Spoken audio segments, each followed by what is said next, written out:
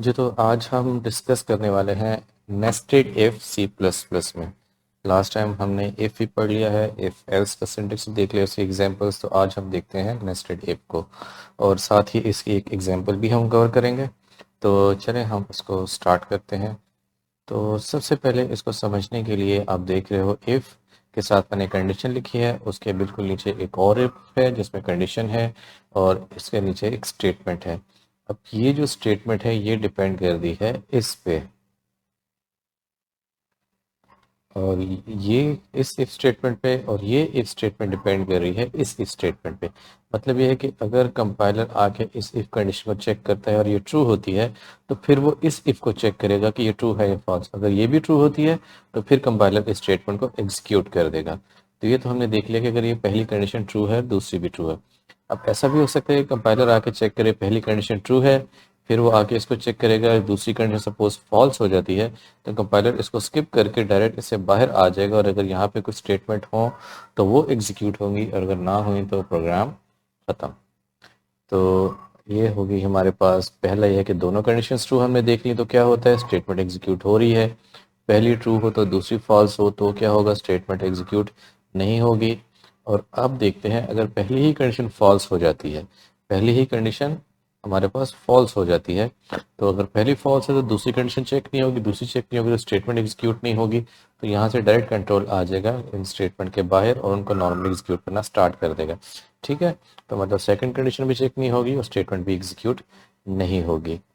तो ये तो था कि इसका सिंटेक्स कैसा है। अब इसकी एक एग्जाम्पल हम कर लेते हैं, ठीक है।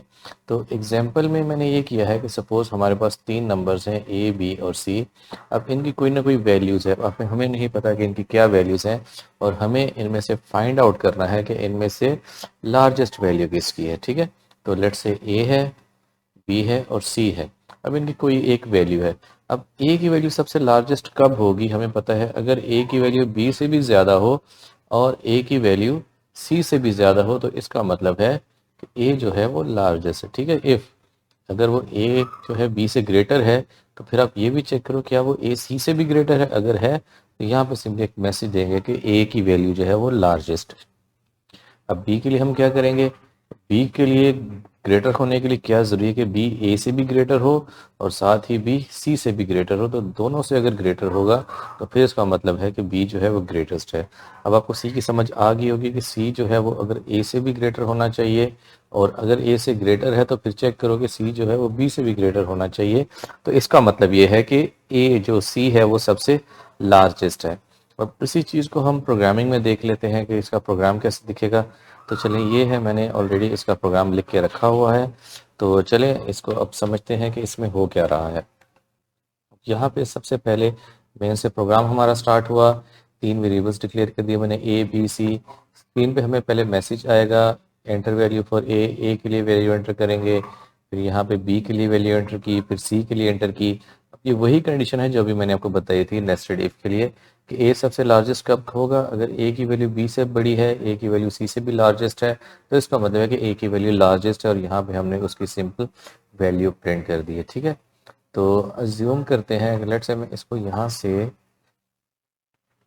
इसको समझने की कोशिश करते हैं कि इसमें एक्चुअली हो क्या रहा है। ठीक है, तो चलें।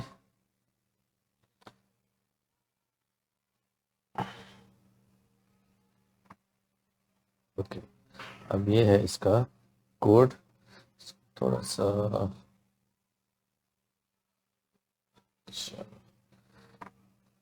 ओके, हाँ ये हो गया। ठीक है, अब हम कुछ इमेजिनरी वैल्यूज अज्यूम करते हैं अपने लिए।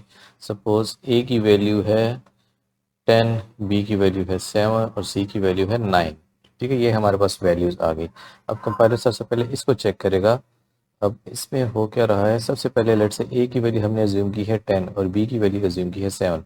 तो 10 7 से ग्रेटर है, यस 10 इज लार्जर देन 7। सो फिर हम इसको चेक करेंगे।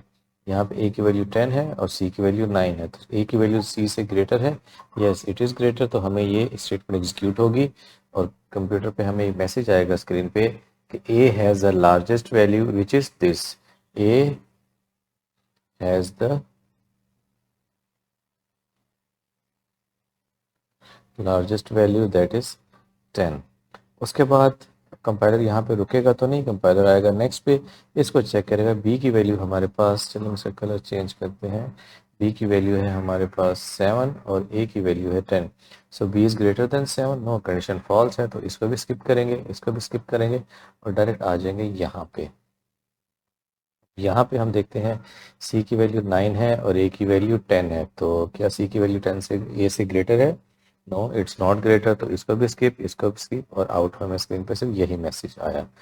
अब लेट से अब अज्यूम करते हैं कि सी की वैल्यू 19 अज्यूम कर लेते हैं, ठीक है।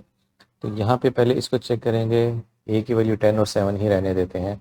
तो ए की वैल्यू 10 है, बी की वैल्यू 7 है, 10 की बी की वैल्यू ए की वैल्यू बी से लार्जर है, यस लार्जर है, तो इसका मतलब फिर हम इसको भी चेक करेंगे। अब ए की वैल्यू हमारे पास 10 है, लेकिन सी की वैल्यू 19 है, तो यहाँ पे ये कंडीशन फॉल्स हो जाएगी, because A is greater than 19 which is false. तो इसको स्किप करेंगे, डायरेक्ट आ जाएंगे नेक्स्ट पे। अब यहाँ पे हम क्या करेंगे, यहाँ पे b की वैल्यू 7 है और a की वैल्यू 10 है, so is 7 greater than 10, is value the b greater than value of c? No, it's false. तो इसमें इसको भी स्किप किया, इसको भी स्किप किया और डायरेक्ट आ जाएंगे नेक्स्ट पे। अब यहाँ पे c की वैल्यू 19 है, 19 और a की वैल्यू 10 है, so is 19 greater than 10? Yes, it is greater than 10। फिर हम इसको चेक करेंगे, और यहाँ पे c की वैल्यू 19 है और b की वैल्यू 7 है, so 19 is greater than 7, the value of c is greater than 7, so compiler will execute this statement, और यहाँ पे हमें मैसेज आएगा c has the largest value which is 19। तो ये तो था नेस्टेड इफ के लिए प्रोग्राम। प्रैक्टिस के लिए आप स्मॉलेस्ट वैल्यू फाइंड कर सकते, कौन सी स्मॉलेस्ट वैल्यू है। मिडिल वैल्यू के लिए आप कर सकते हो कि प्रोग्राम ऐसा हो जो कि मिडिल वैल्यू फाइंड कर सके। अज्यूम आप कर सकते हो कि सबकी वैल्यू डिफरेंट होगी। तो ये तो आज के लिए, चलें नेक्स्ट टाइम कुछ और देखते हैं कि नेक्स्ट वीडियो में क्या होता है। तब तक अपना ख्याल रखिए, खुदा हाफिज़।